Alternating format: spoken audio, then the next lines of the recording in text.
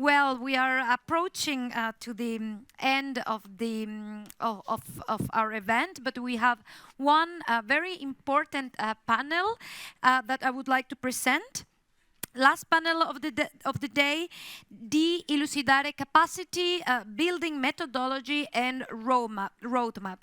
So, as you have heard this morning, ILUCIDARE has been conducting capacity buildings and what we call the ILUCIDARE methodology all across the world. So we have here our partners in charge of organizing these experiences and implementing them, and they will share with us their experiences.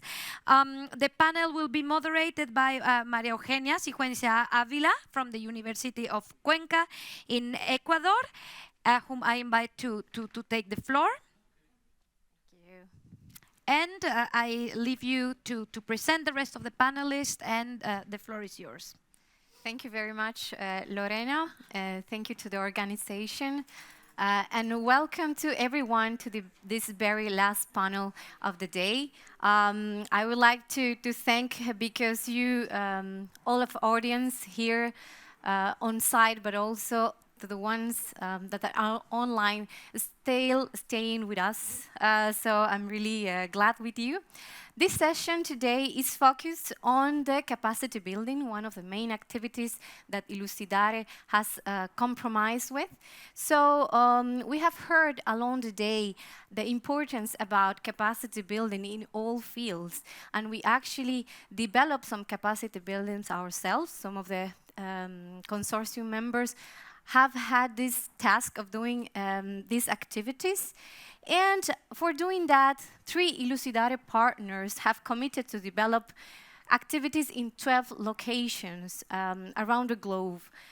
These experiences have been collected from our partners, their own experiences about the methods used when approaching a territory and undertaking capacity building to better identify, conserve, and manage cultural heritage. So the roadmap is one of the tools that is intended to be presented today. And with the contribution of our partners, I'm very pleased today to present our actual roadmap, a real roadmap, and I will quote the wise words of Georgia in the morning: the value of a map for guiding you through a path or to our objective that you want to reach. So this capacity building roadmap has a participatory approach. This will take us to this last journey of the day. So I invite you to get on board, to fasten your seatbelts, and watch the, for sure, introductory video of this capacity building. So please, the video.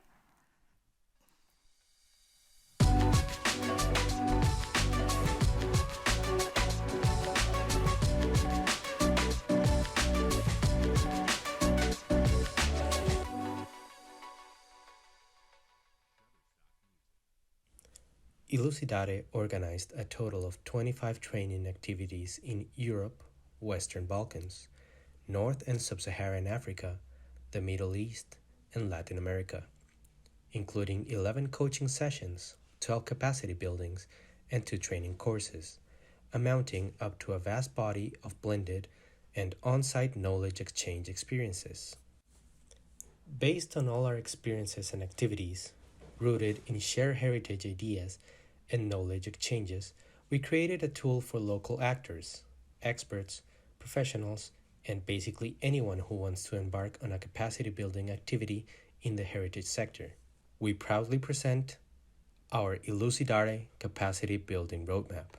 It is designed to navigate you to a destination where heritage-led innovation meets local and international collaboration, and with a sound review of state-of-the-art literature on international collaboration, education, and mutual knowledge exchanges. Good to know before you check out our ILUCIDARE roadmap is not a road paved in stone.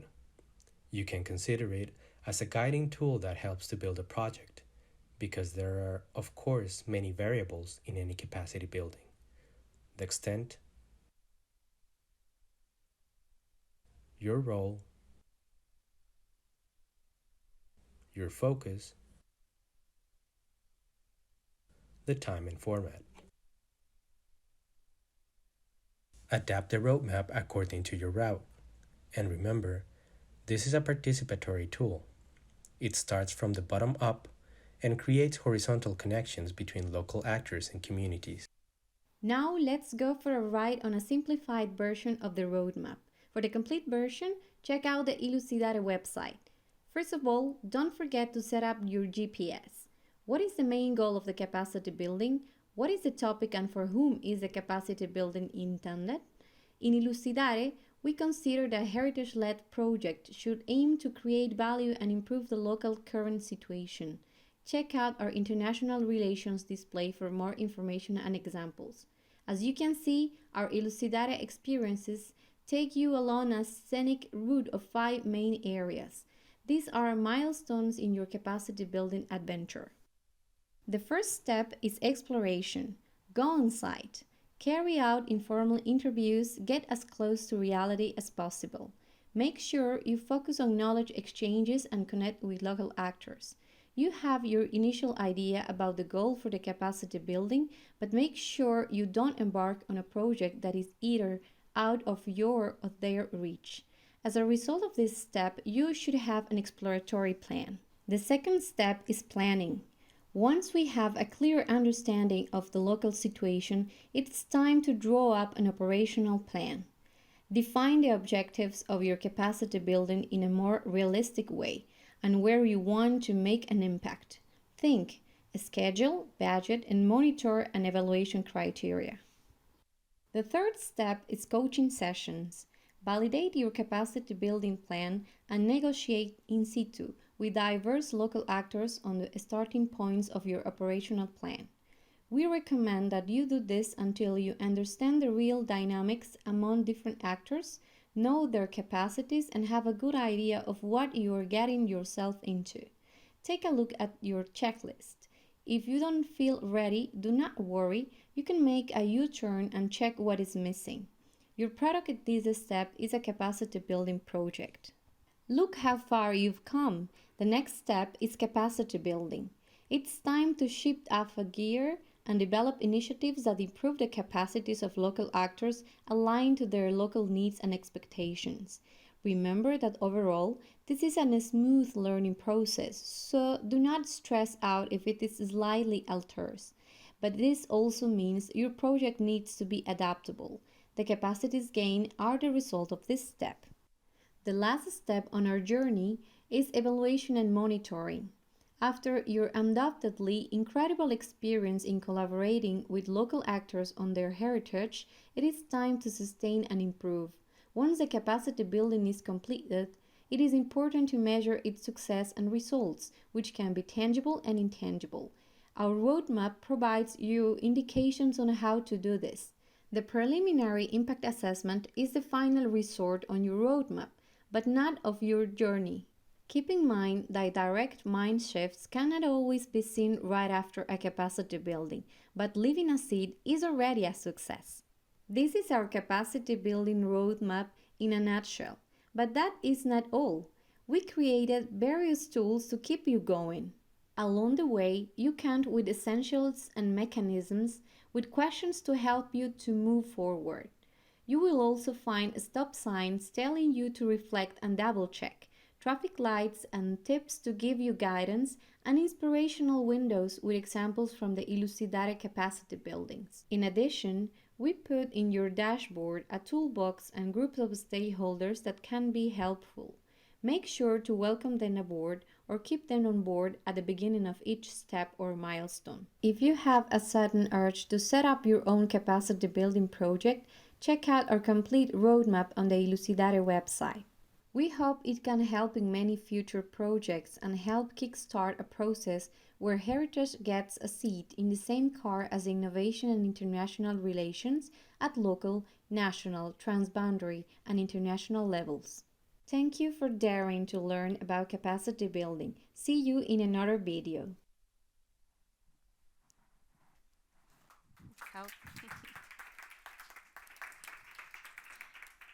So with this video, which you have seen in a more interactive way, just to mention that this is the simplified version that is presented in the YouTube ILUCIDARE to Learn channel. But we also have this tool available fully for a printable version in the resources area of the ILUCIDARE website. So this will come, I think, at the latest by next week, so please check it out. And this will be available both in English and Spanish, since it was also created in the Spanish environment. So I'm not alone today. Today we are joined by the representatives of the 3 partners at the forefront of the capacity building activities in ILUCIDARE. So I invite to the floor to Nol Binakaj, from the Cultural Heritage Without Borders, Kosovo, that is joining today the panel. I don't know if Nol, come. Sorry. And also we are accompanied by Fausto Cardoso from the University of Cuenca in Ecuador, all the way from the other side of the Atlantic. And also we have Pablo Longoria from World Monuments Fund, Spain, online today. Pablo, you there? Hola. Hola. Hola. So, welcome to all of you. Let me also take a seat here.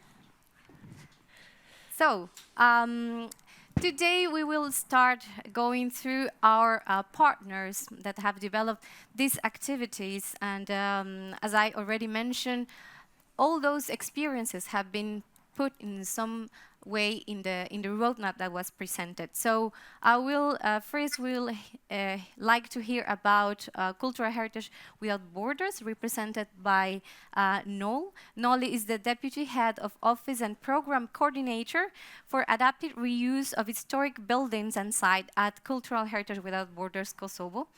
Engaged in the organization since 2005 already.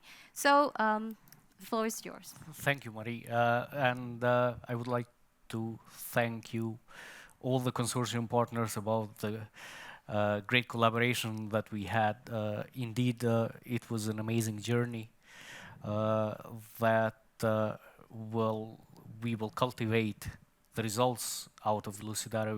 We will cultivate in our future work as an organization. And as Mary is saying, our organization is active since 2002 in Kosovo. And we've been dealing a lot in terms of preserving cultural heritage. Through ILUCIDARE, we did gain some different momentum in terms of piloting with the things that were in our vision, were in our dreams, but we never had opportunity to kind of consolidate ourselves and work in the topics of creative innovation and international relations. So my organization was implementing 4 of the capacity buildings. One of them was in city of Prizren that dealt with innovation, and 3 others were cross-border collaboration between Kosovo, Albania, and Montenegro. Ironically, our organization is Cultural Heritage Without Borders, but we had to pass the borders, so it was a good experience. In that sense, I believe that, seeing the simplified roadmap,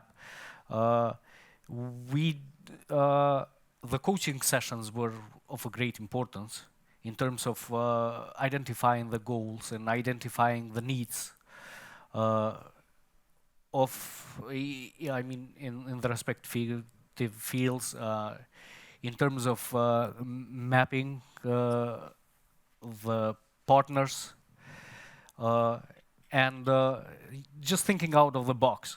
And of course, enthusiasm was there, and when you think out of the box, you somehow expand beyond the domain that ILUCIDARE had. So we had to wake up, as our friend was saying before.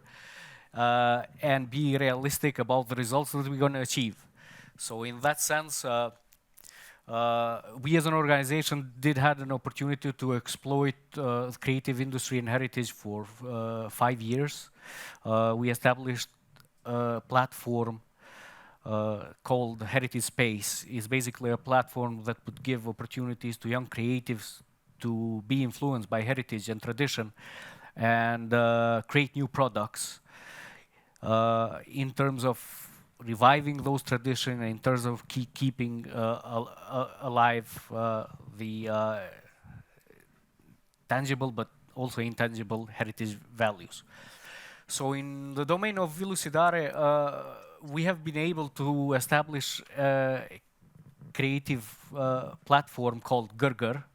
It's basically situated in the city of Prizren. Prizren is one of the cities, let's say, cultural capital of Kosovo, with many monuments and many cultural actors. In this collaboration, we have involved people from film industry to art biennale to social entrepreneurs, and so in that sense,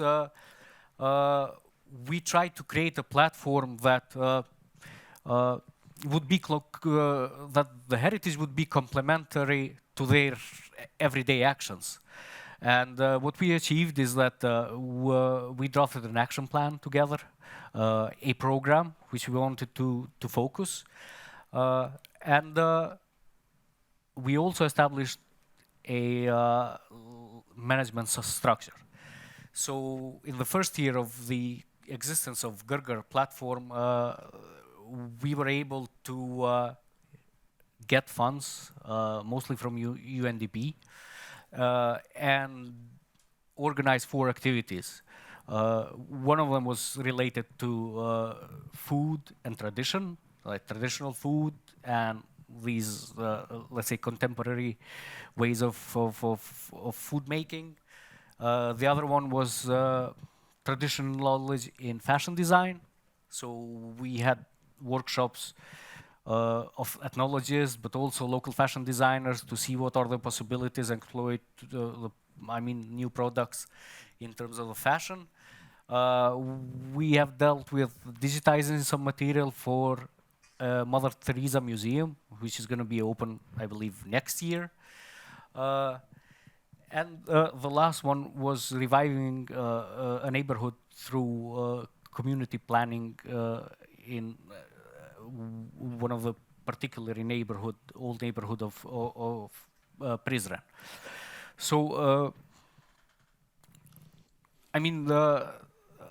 the impact was very much appreciated, that all of this organization and all of these actors are now active, and they want to expand in the other major cities in Kosovo in terms of organizing joint activities. The other cities are Pristina, the capital, and Peja, which some of our consortium members were able to visit us.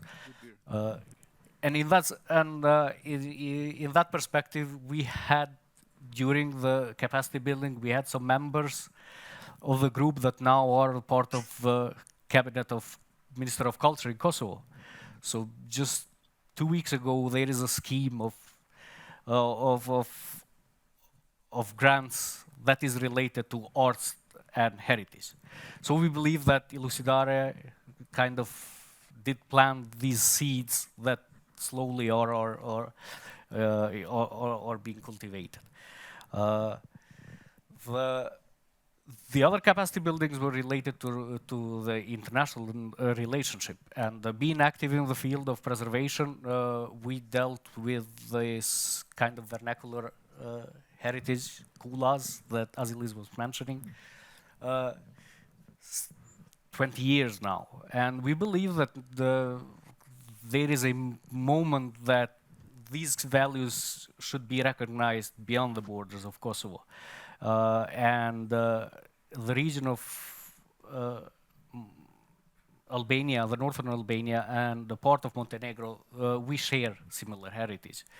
So in that sense, we wanted to kind of map the potential actors, mobilize them, and see what are their needs in terms of maybe in the near future to have this document to be inscribed in tentative list at least for World Heritage.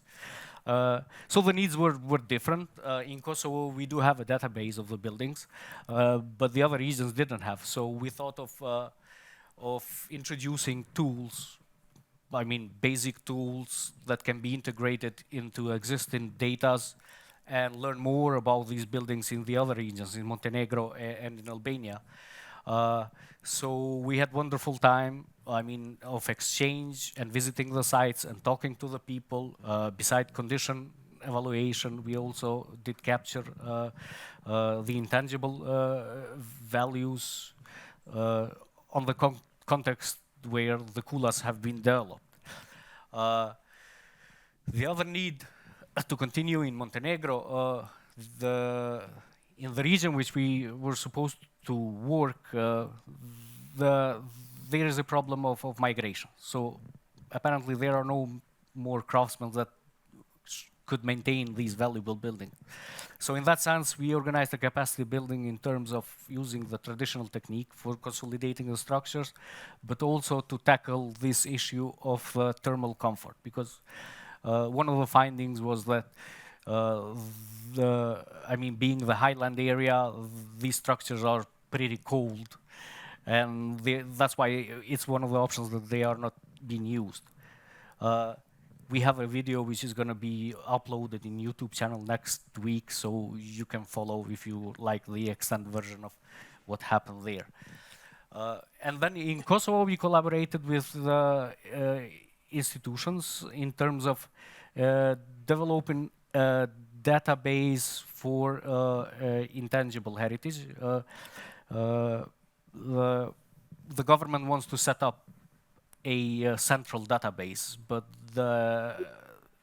this part, they are not well equipped with information. So we use the ILUCIDARE capacity building to kind of draft the forms and to go and create some initial capacities that afterwards they can continue and work. So the last activity was in PEA. It was a conference which we drafted a roadmap on how to continue and collaborate within 3 countries, and maybe to mobilize also the government institutions so we can be more efficient in reaching the results. So this was kind of, in a short, what we did throughout these 3 years. Thank you. Thank you. Thank you very much, Noel, for reminding us the results and how can we compare to planting the seeds to be now and afterwards cultivated. So very important results achieved. I want to remind our audience, if you have questions, please write them down. We will have a space at the end for some questions. Now we will continue with the intervention by Professor Fausto Cardoso. He is a professor in the area of heritage conservation and the director of the City Preservation Management Research Group at the University of Cuenca. So, Fausto, floor is yours. Thank you very much. Thank you, Mary. Yeah, I started saying thank you very much to the organization of ILUCIDARE meeting and in general the whole nice, extraordinary project that we has been involved in these last 3 years. It was a challenge for us, but it was a very constructive and learning experience, not only for us. And I want to say thank you very much also to my team in Ecuador that at this moment is connected with this transmission of ILUCIDARE.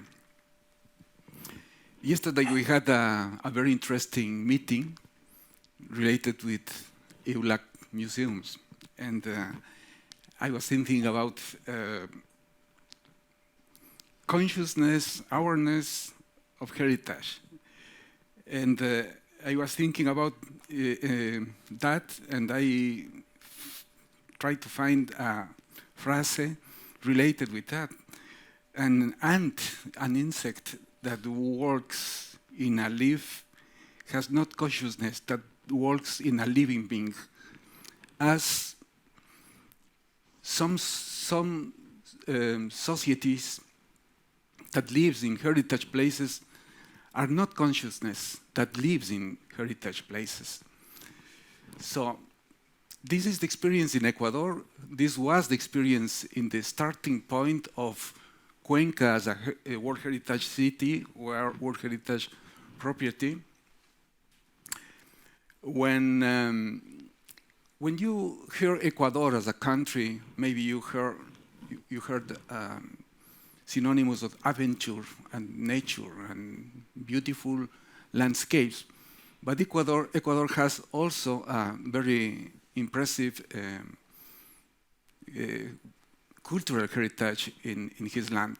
But when Cuenca was proposed for the declaration for the list of the UNESCO, the people don't believe that Cuenca have meritus to be included, to be designated as a World Heritage.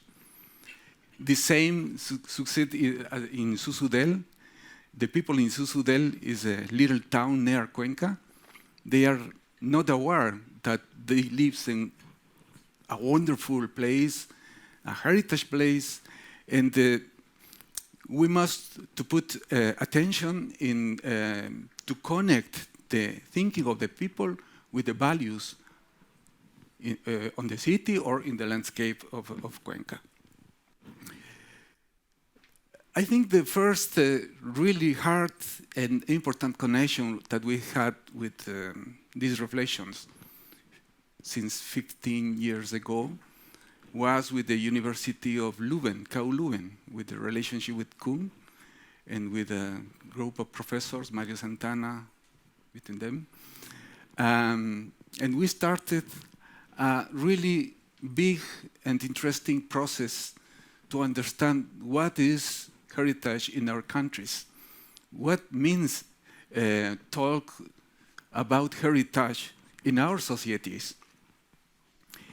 And in the way of the construction of the concept that we drive, we were every time more awareness that we need to talk and we need to work with the community, because the community could be, at that moment we think about that, the community could be our strong side of the research. So we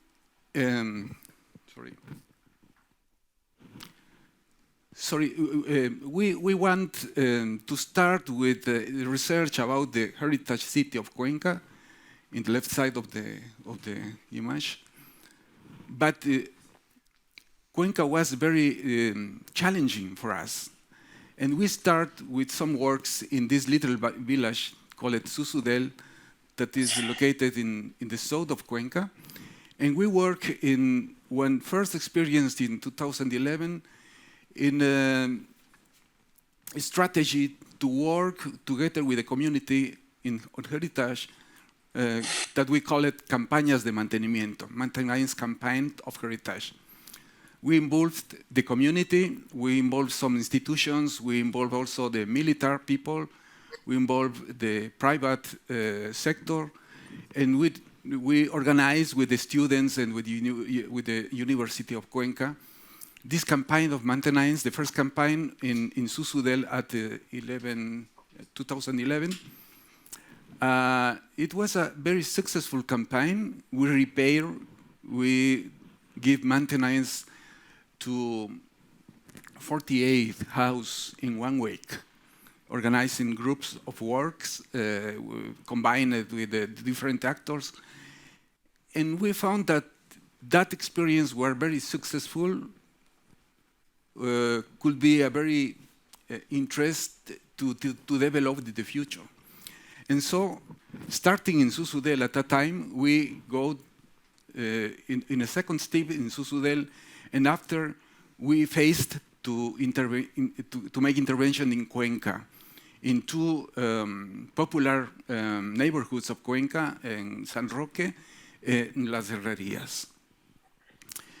The maintenance campaigns is just maintenance, is not restoration, because maintenance is the goal of maintenance, of the work of the maintenance is just to stop the damage of the buildings, to stimulate the people to restart with work of the traditional conditions, like the earth, as you can see, and to repair some things that could be repaired with this experience. After this experience of the maintenance campaigns, we work also in gardens, because we understand that the gardens in the central part of the blocks of the city, we were losing because the cars using by parking of there are a lot of buildings, new buildings that starting to build inside of the blocks. So we think to combine how can we do for give more attention at these places, but also and social useful. So we create a project, a little project, call it Proyecto de la Buena Vida, Good Life Project, to recover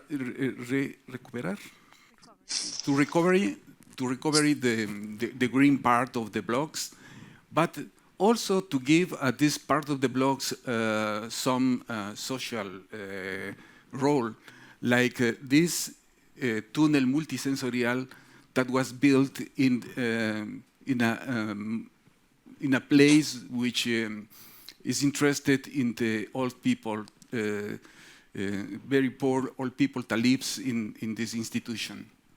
So this is the tunnel multisensorial that one time will be covered with plants, with smell, so the idea is to wake up the sensitivities of the people in this sensorial experience in this part of the installation. In Susudel, the story was another one, because we started with the idea to fit an organization of cultural turismo cultural comunitario, communitary tourism. But at this point, we faced the pandemic, and the pandemic obligated us to change in a very important direction the goals that we have initially projected by this experience in Susudel. So we can identify the necessity to give the people to Susudel some open air places to meet safety in terms of healthy, because in Susudel the people starting to create a new market, because all the markets of the region was closed. So we accompany the initiative of Susudel with the attent vision of ILUCIDARE, and we can drive the direction of ILUCIDARE becoming adaptive to the necessities of Susudel. And that was very successful because this kind of adaptation is part of our culture. So it's necessary to understand this part of the culture, also to be attent to this kind of new conditions and new situations that we had. In this process, we have a lot of things. The diversity of the products and the actions of Susudel are physically present in manuals, in roadmaps, in dispositives that allows us to build together with the community in co-creation process the diverse solutions for improve the management of the heritage and to use in the best way the heritage also with economic profit. At this point, at this moment for the future, we are looking for share the experience of Cuenca and Susudel, and we are in the way of the construction of a community of towns of the south of Ecuador. Susudel and Cuenca are in the central picture, but the towns are very different between them. In Ecuador, the diversity, also the social, the cultural diversity is very high.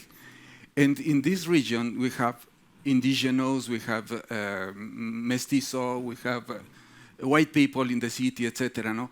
So we are looking for the integration in a sort of ecosystem of societies linked by the heritage to be complemented, to understand each other, to starting a dialogue, an horizontal dialogue between the different communities that lives in this part of the territory. So, chanchito. This was, for example, this was one of the experience to raise funds for support the food of the community of Susudel during the pandemic. In the pandemic, the people in Susudel is really, really poor. The people lives, some people lives with $1, with $2 a day.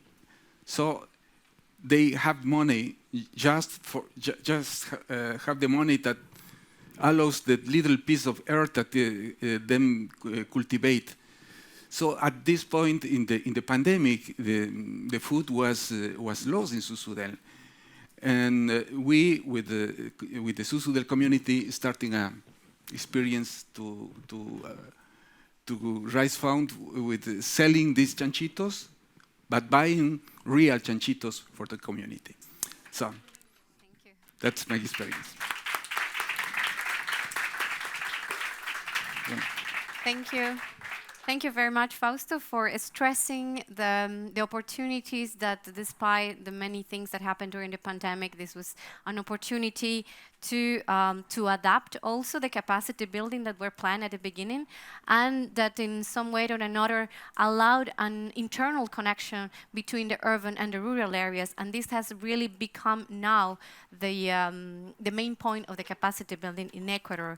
So we have a third experience with Pablo.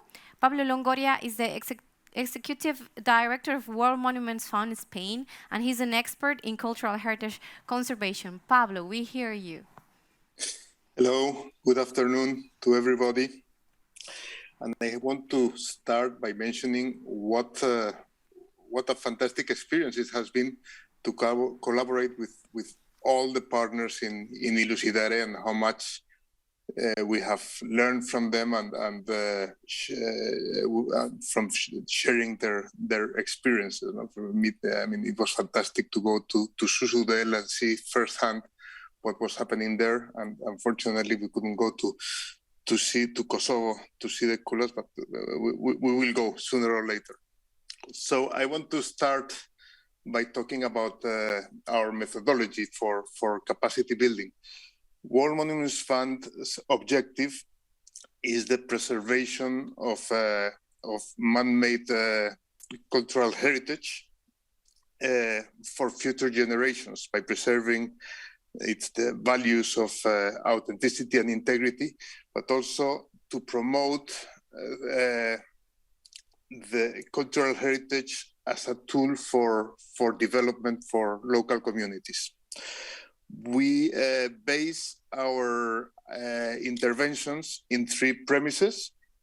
which must be complied, which are considering the importance of the site for communities, and it can be a local community or it can be in a World Heritage Site, the human kind as a whole, to consider the urgency of the intervention and especially the viability of the project. We have reduced funds, and we want to be sure when we act, we implement and we succeed.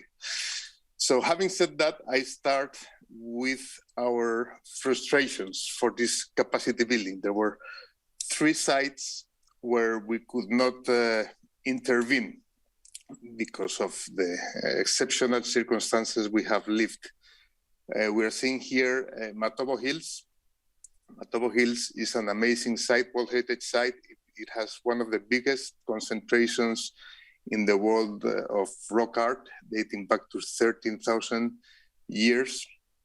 And we did our coaching session there. We learned a lot. We learned the problems with the need for community engagement, the need to show them conservation techniques and management. They're very important to bring in management and to make local communities valorize their heritage. There were graffitis in the paintings done by kids from the local communities. Unfortunately, a mix of COVID and special circumstances in Zimbabwe made us drop this project, hoping one day we will go back. Next slide. The second was Tigray. Tigray is a region in Ethiopia with these amazing rock-hewn churches from the 12th and 13th century. When we visited, we saw guys at the churches with Kalashnikovs, and we wondered what was happening. Well, now it's obvious. The war was in preparation, and this made us impossible to work in this amazing region and to have them preserve these rock-hewn churches that are absolutely amazing. There were 2 other projects, one in Taiz in Yemen. In 2019, I mean, as you know, Yemen is at war. Up to that date, we had been able to work with them. There was a crisis and state of emergency for the city of Taiz. We wanted to work on a capacity building for documentation. So we also had to cancel this project. So adaptation was part of our work throughout ILUCIDARE. Adaptation and also adapting to the mission for ILUCIDARE, which is innovation and international relationships. For innovation, it is not easy to innovate on cultural heritage. I mean, here I think the saying is, if it's not broken, don't fix it, applies, because the sites we work with are irreplaceable. So experimenting is not always a good thing, but we have tried somehow to bring new ideas into our sites. So next slide, please. So we start with our capacity buildings in Cairo. We had 2 capacity buildings around historic Cairo and the Sufi monument, the Taqiyat of Ibrahim al-Gulshani, 15th century, beautiful building. Next slide. So our first workshop came as an opportunity which was brought to us by our officer, Emanuela de Mena, who invited us to visit Abu Dhabi, the World Urban Forum, and to talk about the regeneration process in historic Cairo. And this is a very special moment in Cairo, where for the first time in many years, there is a proactive participative process. So there was a big momentum towards this workshop. Despite the COVID situation, as you can see, we had quite a lot of people in Al Ghuri. This complex is in historic Cairo, and on this same site it was where the Prime Minister 1 month before gathered with the community and offered them to participate in the regeneration of historic Cairo. This workshop brought us a series of recommendations from civil society that were delivered by the European Union delegation to the Prime Minister's office. Next slide.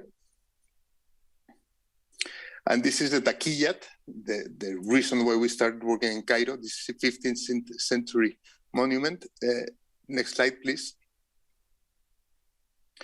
And to work on it, after we did some interviews during the coaching sessions, the people from the Ministry of Tourism and Antiquities requested from us to bring knowledge and expertise on the restoration and preservation of tiles applied to architecture, as there are in this taquillat, on wood, and plaster and paints applied to plaster in buildings. So we joined forces with the technical team of the Alhambra. Next slide.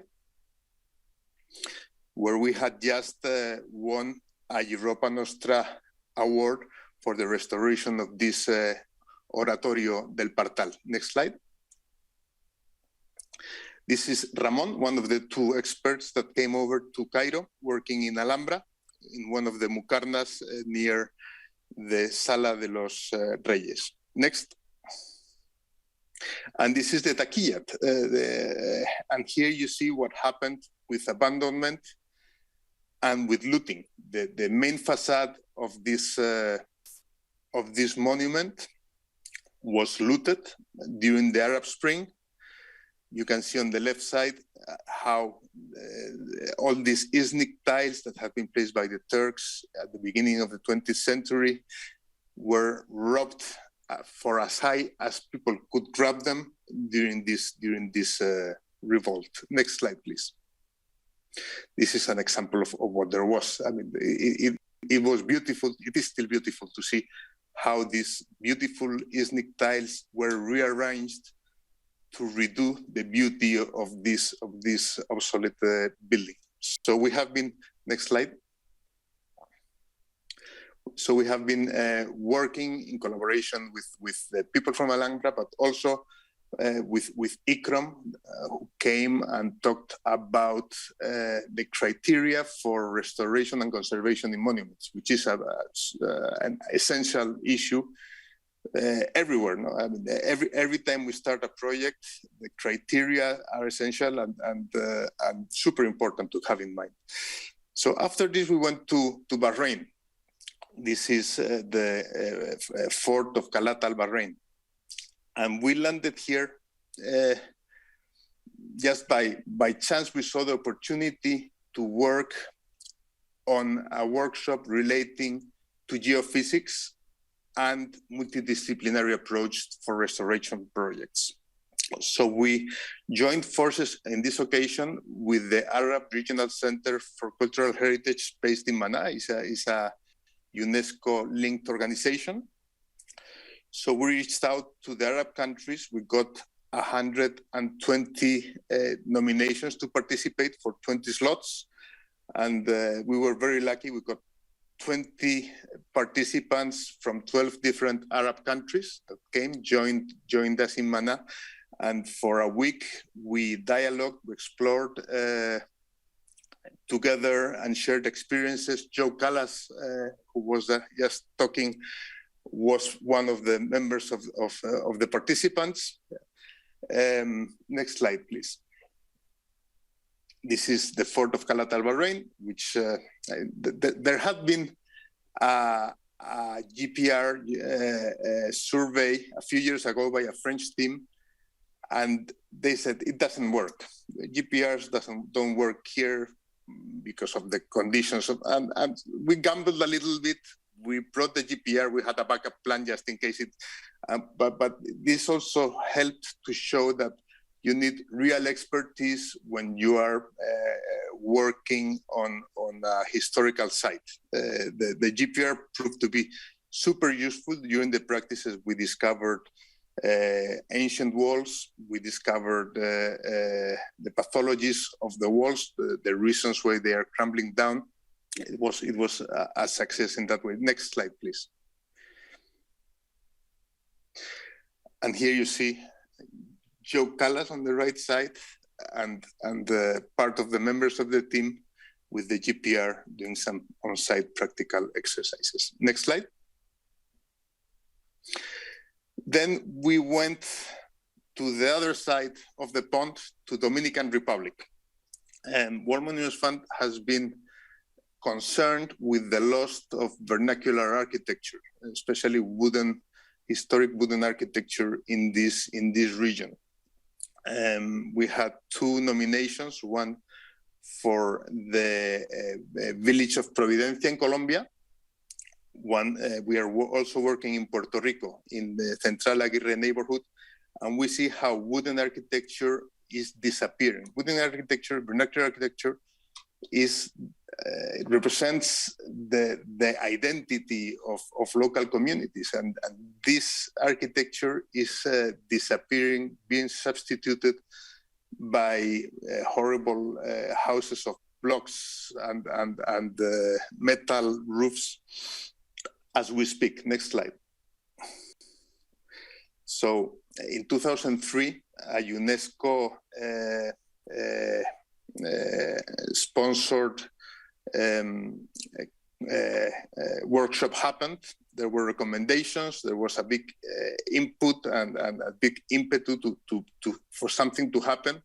Nothing happened since 2003. We wanted to analyze in this workshop, in collaboration with the Dominican Ministry of Culture and ICROM. We created a great team, and we proved by bringing together international institutions, the synergy created is fantastic.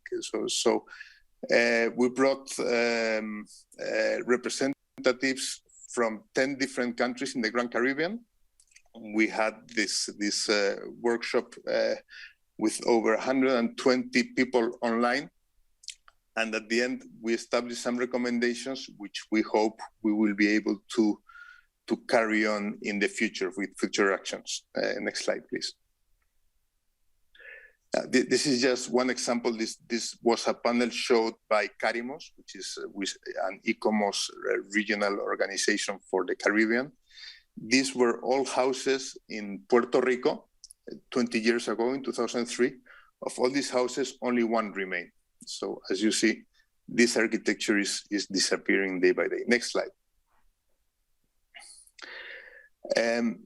This was the workshop in Kurdistan, Iraqi Kurdistan, where in collaboration with the University of Duhok, we carried out a workshop in the city of Acre on the conservation of vernacular architecture. As you see, vernacular architecture has been very present in our workshops. Next slide. And to end up, we finish with our last workshop, where we will count with the collaboration of University of Cuenca and Cultural Heritage Without Borders. This workshop will happen next week to wrap up our capacity building programs. And it is related to cultural heritage as a tool for development for cultural landscapes. And this is, once again, we partner up with local stakeholders, in this case, Fundación Botín, a Spanish non-profit organization based in Santander, that has been working for almost 15 years in the recovery of the Nansa Valley in Cantabria, in the north of Spain. And they have succeeded through a very comprehensive methodological plan, very transversal, where they touch not only cultural heritage, but also education, promoting that kids in these villages, in these valleys, have the same opportunities as the ones in the city, by bringing traditional economy back into place. So right now in this valley, they are the biggest producers of meat in Cantabria. So this workshop will happen next week. We invite you all to participate, if you will. There is a Zoom link, and with this, I finish with my intervention on our ILUCIDARE experience. Thank you. Thank you, Pablo. Yeah, Thank you, Pablo, for showing all this work that World Monuments Fund has been leading and reminding us of taking the opportunities that come with us and come along with the sitting together, all the stakeholders and all the synergies that can be put together when putting a lot of people in the same table. So I'm really glad to hear about that. Due to time constraints that we have a room for one last question. I hope that you are still with us, and we can finish with one question from the public. Yeah, one final question for all of. I can also catch up with some. Well, I will request quickly to answer about the post-project phase. How can this methodology and the roadmap that has been created can be used in other contexts? That would be the question, and I will ask to please keep it short, so we cannot get into trouble because of the timing. So, Pablo, you want to finish with answering this question, please? I couldn't hear it well. If you could repeat it. Yes, the post-project phase, how you can use the methodology and the roadmap in other contexts or once the project is over. Well, I mean, all this experience and the roadmap we have prepared is certainly very useful for future implementations. Now, I mean, we must take the opportunity, but also we must tailor this roadmap to every single project. Every single project has its own characteristics, its own actors. So as you mentioned, it's about the adaptability and the flexibility of the roadmap to succeed. Thank you very much, Pablo. Then Fausto. Yeah, we don't stop. We continue to work with the communities.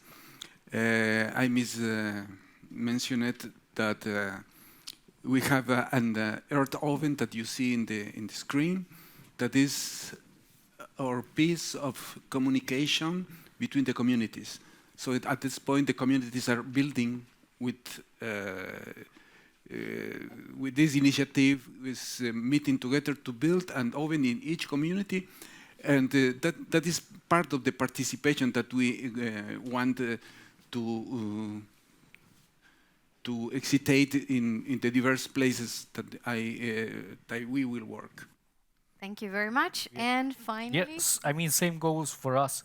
In that sense, as long as you have an inclusive approach and work with the communities, this roadmap can be used.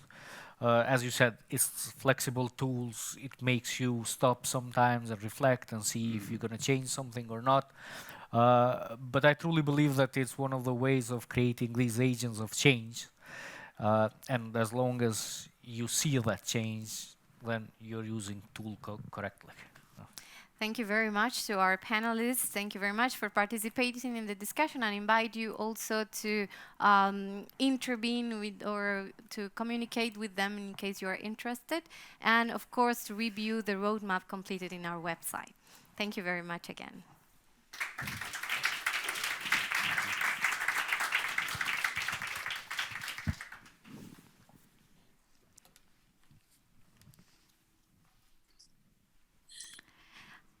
Thank you very much to our panelists. We did promise a question from the audience, but I assure you that afterwards, during the reception that we have for you, we can continue discussing.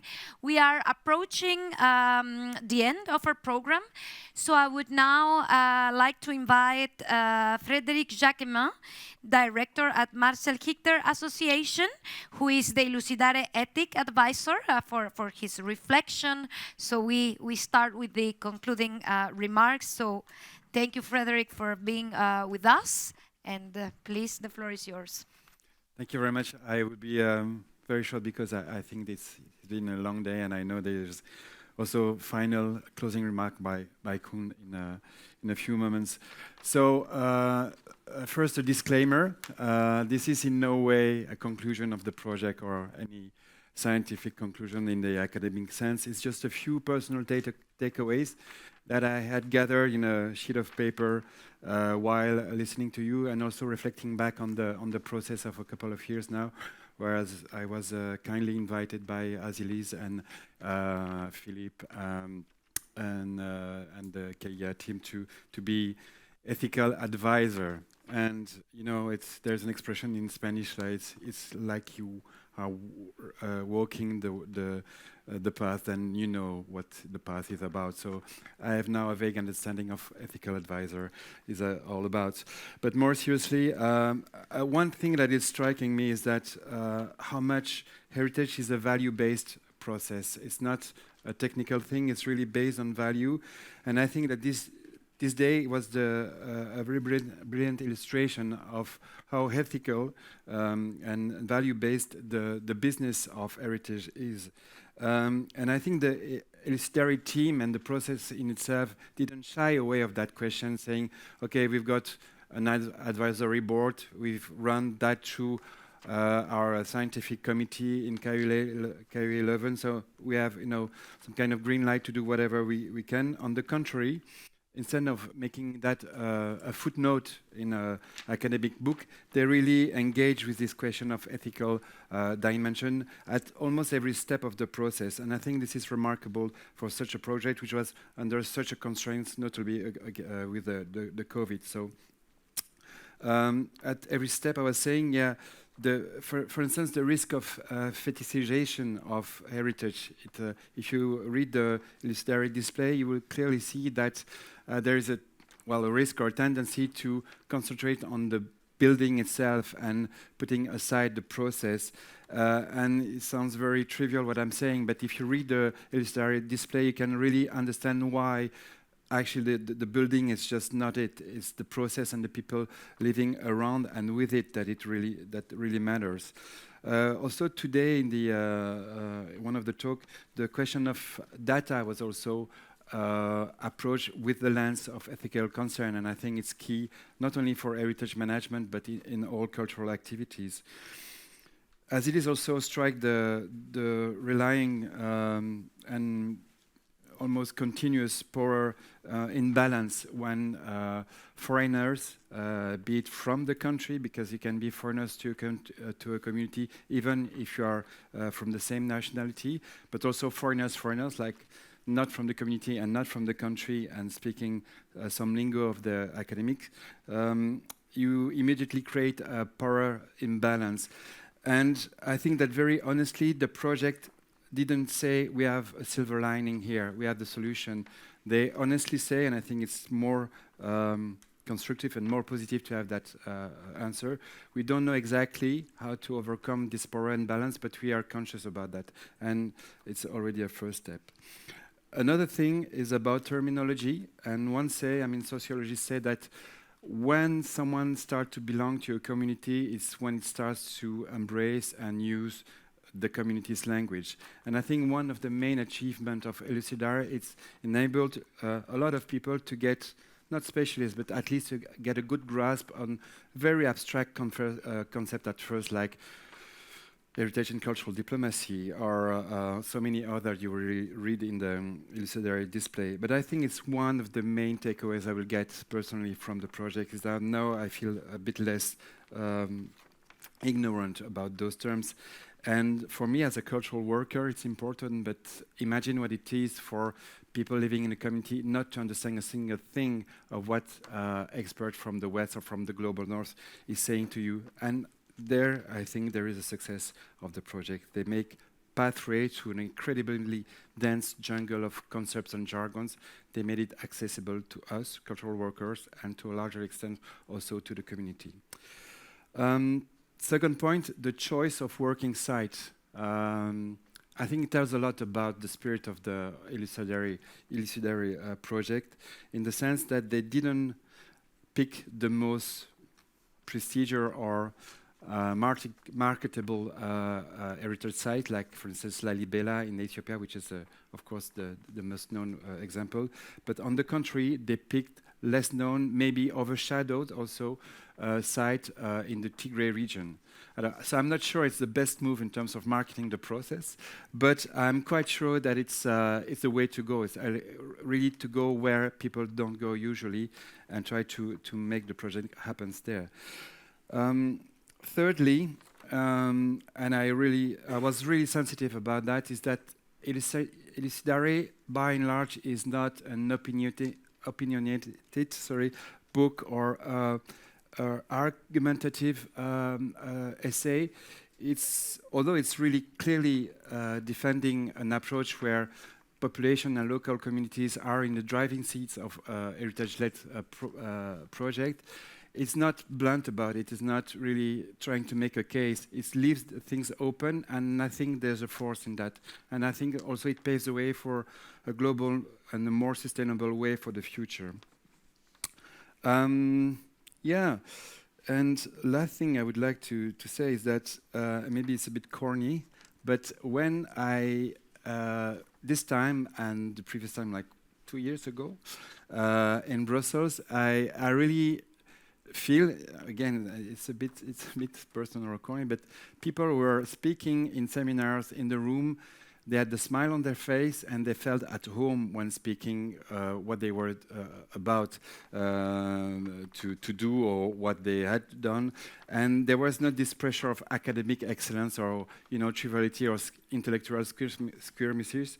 And I think that is something which is surprising me in a nice sense, because after 2 years of COVID, that felt for me like 2 decades, being in front of screen and with Zoom, Teams, FaceTime, and probably an overdoses of social networks like Facebook, where everybody is shouting at each other because they don't see the real face and the real body. I was surprised that after 2 years, people were actually happy to be together in the same room and sharing their expertise and experiences. So yes, in a nutshell, to conclude, I will bounce back to what Philippe has said about cultural practitioners. They are not merely cultural project manager, they are really agent of change, and I think projects like ILUCIDARE are really brilliantly illustrating that. Thank you very much.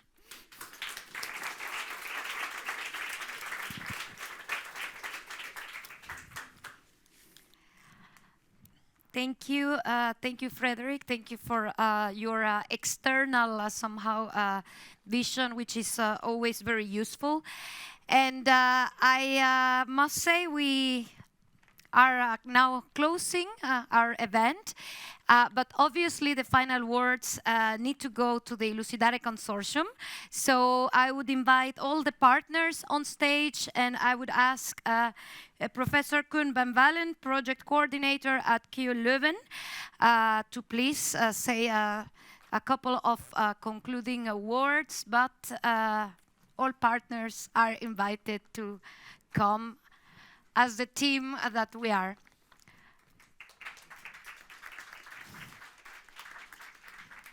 So if you could just, for our online audience, if you could just, we are close here, yes, voila. Stay within the lines. Yes, yeah, it's okay, we won't fit, but ça va. Okay. So please join. I will try not to make it too long, but I wanted to start some reflections. After that, we will ask you to share What's the best way? No, I think it's better if you stay because I'm taller than you. You want to be the tallest one. No, okay. Yeah. Okay. So I was asking myself, is this project timely? Not only by the fact that the project was, of course, responding to a call, which we responded, but I recently read two books of 2021, so very recent. One which is titled, it's originally in Dutch, it was in Dutch, is called De meeste mensen deugen. You would translate it as most people virtue. And it is translated, the official translation of the book is Humankind, a Hopefully History. And the other book, I didn't really finish it completely yet, from David Gerben and David Wengrau, is On the Dawn of Everything, A New History of Humanity. Why I'm referring to those two books? Because in a certain sense they reflect things which have been said today. The first one is talking about trust. I think the word trust is something we have heard many times, and I think if Barbara was referring to the difficulties that we have in dealing with administrative and procedures, it's in fact very often because there is this lack of trust. And what the book of Bregman is exactly saying is that the idea behind why this trust is not there is completely wrong. It's really on complete wrong assumptions. So I really invite you to read that book. The second is interesting because it brings us back to the dimension which is also important for our project here, and that's the international dimension. So in that book of David Graeber and David Wengrau, he basically demonstrates, it's interesting because the one is an archaeologist and the other is an anthropologist, so I think it's important because they both refer to the science and the evidences that we are dealing with in the heritage field. They are able to demonstrate, for example, how the traditional Indian, when meeting the Europeans, were commenting about how they behave. And that knowledge trickled down a little bit, even in the writing of Rousseau, but has never been really accepted. It's a kind of a criticism. They were criticizing about how, basically how, no, I would not say how stupid they are, but in a certain sense, it's interesting to see that in written sources in Europe, you find this kind of reflection that outside societies are making upon us. And what is also interesting in that publication is that it also shows how our very framed concepts that we had at that time in Europe was basically making it impossible to really deal with that completely. Some people say that it's the start of enlightenment is due to that, but others says, okay, but in fact it was not really, we were so born even a certain sense, or that we created through, or we by the lack of understanding what this criticism were, we created the justification of colonization. So we created ourselves an environment which made it possible to justify colonization. Now, so this brings us back to this international relation. And I think this is mirroring, and I think this collaboration with within ILUCIDARE, the need of this collaboration to be able to be self-reflective in the right way, and hopefully to get away of these frames that we have inherited from the past, from our own culture, we can overcome them. Apart from that, I think we have been dealing with cultural heritage. I think it has been very clear from the different presentations how cultural heritage is a resource, how it is a source, how it is really something that helps us to challenge or to respond to all the challenges that we have for the future. And another thing, I think it was in the presentation of Fausto, the word ecosystem was coming up. And I think what's interesting is that this word which is coming up increasingly. I think each of those different cases that we have been working on are other ecosystems. But every time they recognize the role of the different players. And in fact, the use of the word ecosystem is also addressing our understanding about the role of nature. So it was also something which has been addressed here. So looking at beyond cultural heritage, beyond nature. And it brings us to the next stage, I think something that we have been learning through the COVID. It's another way of reading at the COVID, is that, of course, we start to understand the different relationship between nature and humankind, and that we are basically not controlling something that we meant or we thought that we would be able to control. So I think all of those things in one way or another, maybe on a very generic level, I think they reflect in a certain sense how projects as ILUCIDARE are giving the tools to deconstruct many of the ideas that we had in the past and to provide basically local communities, because referring to ecosystems, referring to the different stakeholders that we have, providing the tools of those for those communities to make their own reality, starting from their own proud and making their own strength. So that brings us all again to the ethics, which is in the document, which has been very much addressed. Yesterday we also have been discussing a little bit about the use humble. I think it's appropriate to use the word humble, because in a certain sense it tells us, okay, we are only here, Europeans, we have some ideas, we are very happy to share it with others, but we have to be open for understanding what are the others' opinions and how can we learn from those opinions. So just a few reflections which I think demonstrate that what has been created by the ILUCIDARE project is helping a lot of communities. It is helping us, all of us who were involved in the project, to make a better world with cultural heritage. That said, I think it's also nice to refer and to thank, of course, who made all of this possible. The first one, of course, and I think it has been said a few times, is the European Commission. Of course, they make these calls, and it's always very challenging to respond to these calls. And sometimes you win the call, and sometimes you don't win the call. Most of the time you don't win them, but anyway. But if you win them, I think then the point is how can you make a play? And I think we had a fantastic team.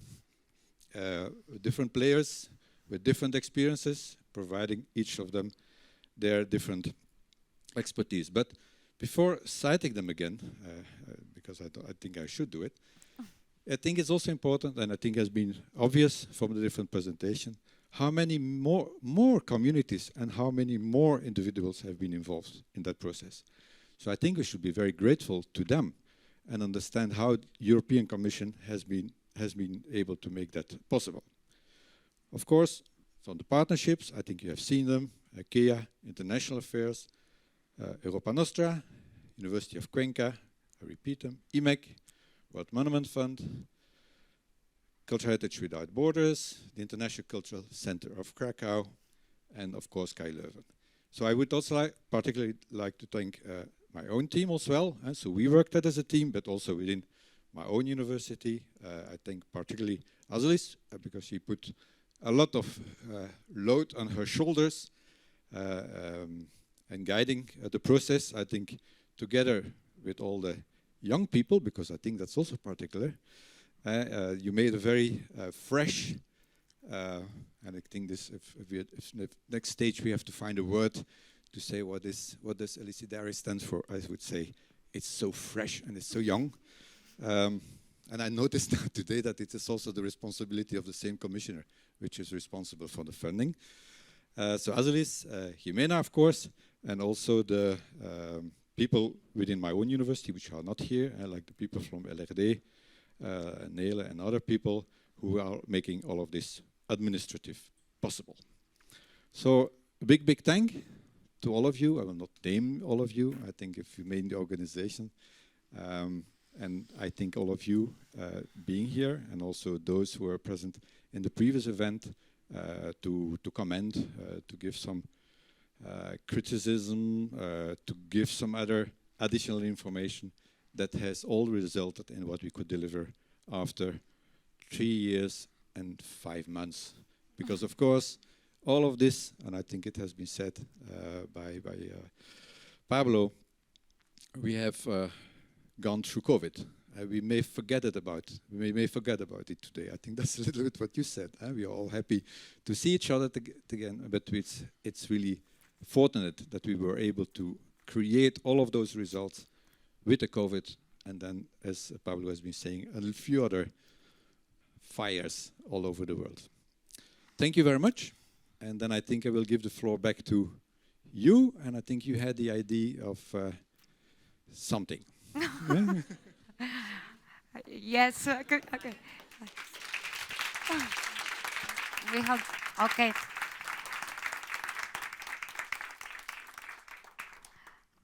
Yes, thank you very much to all of you for following, for staying with us the whole day. Thanks, obviously, for their input to the speakers, the invited guests. Special thanks also to Comana, to the technicians, Kia for the excellent cooperation in organizing this event, Alison in particular, Elisabetta, Europa Nostra team, backstage, Luis, Miruna. Thanks to ILUCIDARE, and before closing the event and raising a glass for the ILUCIDARE fantastic journey, I would like to invite my colleagues to just say in one word what ILUCIDARE means for you. So I hope you're already thinking. So I would start. I have it easy because you don't get my word then. So I would say connection, and then you pass the mic, and we close in this sort of word ILUCIDARE word cloud. So cultivate relations, and 2 words, but a lot. Inspiration. Community. Potential. Cooperation. Friendship. Innovation. Adventure. I said mine, so it's about youth and fresh. Trust and friendship. Ale. Okay.